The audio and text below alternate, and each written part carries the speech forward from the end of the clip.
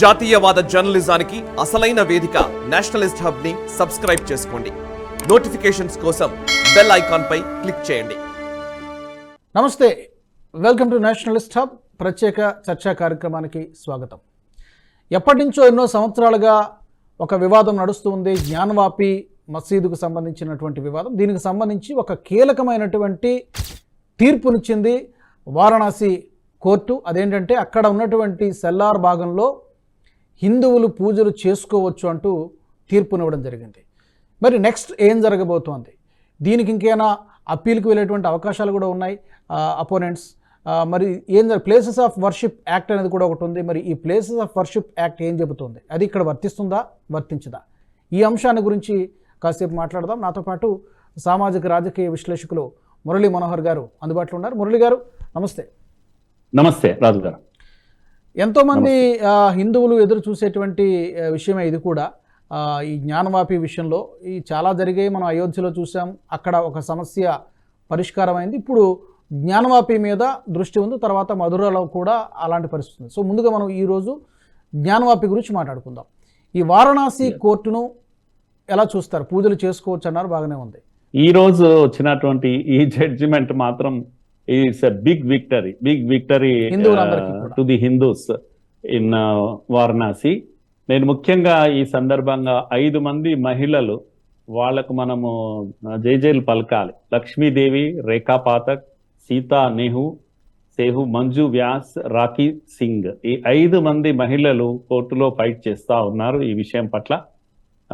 వారి కారణంగానే ఈరోజు కోర్టులో ఈ ట్రయల్స్ జరుగుతున్నాయి. మనందరికీ గుర్తుంది 25 జనవరి రోజు ఏఎస్ఐని అడ్డుకునే ప్రయత్నము అక్కడ ఉన్నటువంటి ముస్లిం కమిటీలు వీళ్ళంతా కూడా ప్రయత్నం చేశారు. కానీ కోర్టు ఏఎస్ఐకి అనుమతించింది. దాంతో అక్కడే ఎన్ని విగ్రహాలు, ఎన్ని రకాల విగ్రహాలు, శివలింగం దగ్గర నుంచి అనేకమైన విగ్రహాలు, సుమారుగా ఒక 10 రకాల విగ్రహాలు అన్ని కూడా బయటకు వచ్చాయి. అన్ని హిందూ దేవీ దేవతల యొక్క ఇవన్నీ కూడా బయటికి కనబడుతున్నాయి. తవ్వకాలు ఏమీ చేయకుండానే రికార్డ్ చేసినటువంటి విషయం. అసలు 25 జనవరి వచ్చినటువంటి ఏఎస్ఐ రిపోర్టే ఒక పెద్ద షాకింగ్. అంటే అంతలోన ఈరోజు డిస్ట్రిక్ట్ కోర్ట్ ఆఫ్ వారణాసి ఇచ్చినటువంటి రూలింగ్ ఏదైతే ఉందో, ఈ రోజు ఇచ్చినటువంటి రూలింగ్ మాత్రం వ్యాస్ సెల్లార్ ఆఫ్ జ్ఞానవాపి అంటారు. ఈ స్ట్రక్చర్ లో 4 అంతస్తులు ఉంటాయి రాజు గారు. 4 అంతస్తులో ఇది 1 ఆఫ్ ది 4 చేంబర్స్ అంటారు. ఈ సెల్లార్ లో ఈ ఒక్క చేంబర్ లో దీంట్లో పూజలు చేసుకోవడానికి పూర్తి అర్హత ఉంది, పూర్తి స్వేచ్ఛ ఉంది హిందువులకు. కనుక వ్యాస్జీకా ఠేకానా అని అంటారు జ్ఞానవాపిలోనే. అక్కడ చేసుకోవడానికి, పూజలు చేసుకోవడానికి పూర్తిగా అనుమతి ఇచ్చేసింది. పైగా ఆర్డర్స్ కూడా ఇచ్చింది డిస్ట్రిక్ట్ మెజిస్ట్రేట్కి. ఏమనంటే 7 రోజుల్లో మీరు అన్ని ఏర్పాట్లు చేయండి హిందువులు అక్కడ ప్రార్థనలు చేసుకోవడానికి అనేటువంటి ఒక గొప్ప తీర్పు. ఇది మామూలు తీర్పు కాదు. కనుక ఒక 5 మంది మహిళలు సాధించినటువంటి గొప్ప విజయము. పులకించిపోతున్నారు అక్కడ ప్రజలంతా కూడా. ఇప్పటికే పూజలు పునస్కారాలు పెద్ద ఎత్తున ప్రారంభం అయిపోయినాయి. సోకాల్డ్ మాస్క్ ఉంటుంది, అంటే ఆ సోకాల్డ్ మాస్క్ కిందనే ఈ స్ట్రక్చర్ ఉంటుంది. కనుక ఈ 4 చేంబర్స్ ఉన్నటువంటి స్ట్రక్చర్ ఎక్కడో కాదు, నేల పైన పైభాగంలో మాస్క్ ఉంటే దాని కింద భాగంలోనే ఇది ఉంటుంది. కనుక అక్కడ ఇప్పుడు పూజలు ప్రారంభం కాబోతున్నాయి. Regular worship will take place అని చెప్పింది. పూజ will be performed by Kashi Vishwanath trust board అని చెప్పేసి, విశ్వనాథ్ ట్రస్ట్ బోర్డ్ వాళ్ళే పూజలు నిర్వహిస్తారు ఇక ముందు అని చెప్పేసి తీర్పు రావడం అనేది హిందువులకు అందరికీ పండగ రోజు ఇది. సో అందరూ లోపలికి వెళ్ళి పూజలు చేసుకోవచ్చా? హిందువులందరూ కూడా లోపలికి వెళ్ళి పూజలు చేసుకోవచ్చా? లేకపోతే దానికి ఏమైనా కండిషన్స్, టర్మ్స్ లాంటివి ఏమైనా పెట్టారా? అది ఇంకా బయటికి రాలేదు. నంబర్ ఏమైనా రెగ్యులేట్ చేస్తే చేయొచ్చు నేను అనుకుంటున్నాను. అంటే రెగ్యులర్ గా ఎంత నంబర్ ఉండాలి అక్కడ అనేది పూర్తిగా మాస్ గా కాకుండా ఆ విధంగా రెగ్యులేట్ చేసేటువంటి అవకాశం మాత్రమే ఉంది అని చెప్పేశారు. కానీ ఇది మొత్తము మనకు తెలియాల్సిన విషయం అంటే ఈ కాంప్లెక్స్ లో ఈ చేంబర్ ఏదైతే ఉందో, 4th బేస్మెంట్ చేంబర్ ఏదైతే ఉందో, it was managed by Vyas family అని ఈ కోర్టు తీర్పులో మనకు కనిపెడుతుంది.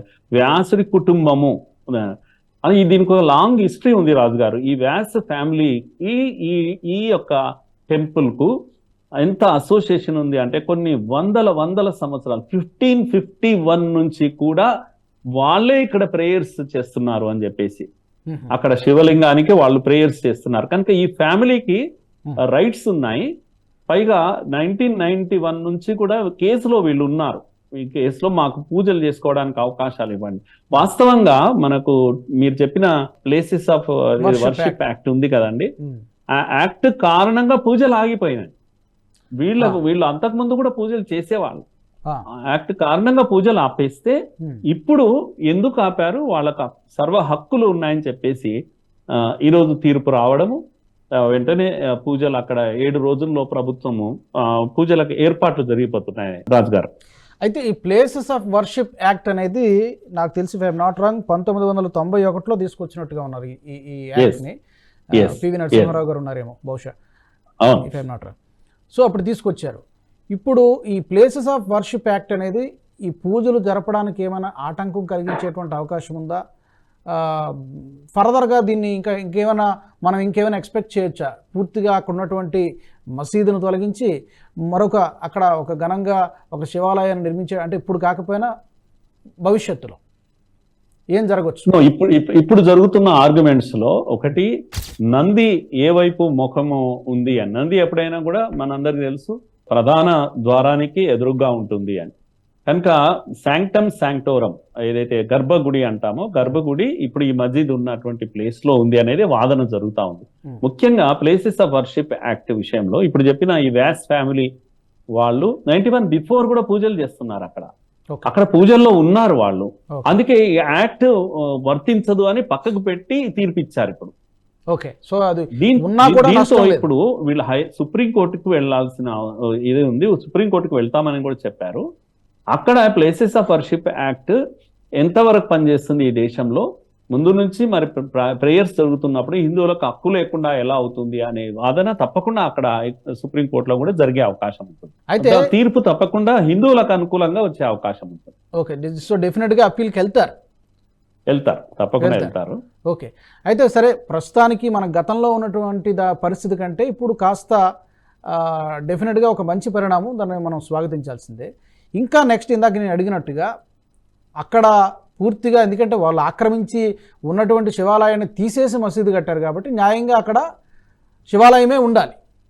సో ఆ ప్రక్రియ మళ్ళీ ఆ డిమాండ్ని తెరపైకి తీసుకొచ్చి పూజలతో ఇక్కడికి పరిమితం అవ్వాల్సి, ప్రస్తుతానికి సంతృప్తి పడాల్సిందేనా, లేకపోతే మరియు హిందువులు అక్కడ శివాలయాన్ని చూసేటువంటి భాగ్యం ఏమైనా కలుగుతుందా?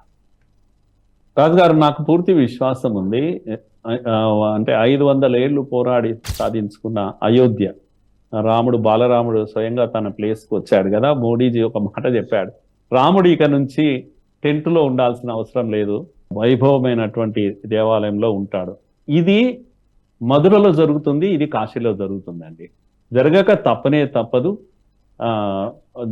ఈ దేశ ప్రజలందరూ కూడా ఈ మూడిటిని మాత్రం వదులుకోరు. ఇవి కాకుండా దేశమంతా, నేను చెప్పాను కదా, ప్రతి ఇంటి దగ్గర, మన వీధిలో, మన గల్లీలో, పెద్ద పెద్ద దేవాలయాల్లో ఇప్పటికీ ఇలాంటివన్నీ కూడా అక్కడ ఒక ఏమంటాము దర్గా ఉండడము, లేకపోతే ఇంకేదో ఉండడము, డిస్ట్రక్షన్ చేయడము, ఒక నందిని ముక్కు విరగొట్టడం, ఇలాంటివన్నీ మన చుట్టుపక్కల ఎన్ని ఉన్నాయి.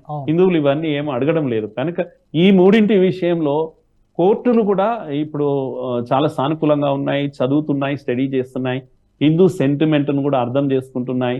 ఇది కేవలము రిలీజియస్ ఇష్యూ కాదండి, ఇది సివిలైజేషనల్ ఇష్యూ, మన హిందూ నాగరికతకు సంబంధించిన విషయం. కనుక ఈ యొక్క సాంస్కృతిక వారసత్వానికి సంబంధించినటువంటి విషయము. హిందువులు ఇది రియలైజ్ అయ్యారు. కనుక రాను ఈ 3 ఇష్యూస్ తప్పకుండా నాకు విశ్వాసం ఉంది రాజు గారు, ఇవి సాల్వ్ అవుతాయి.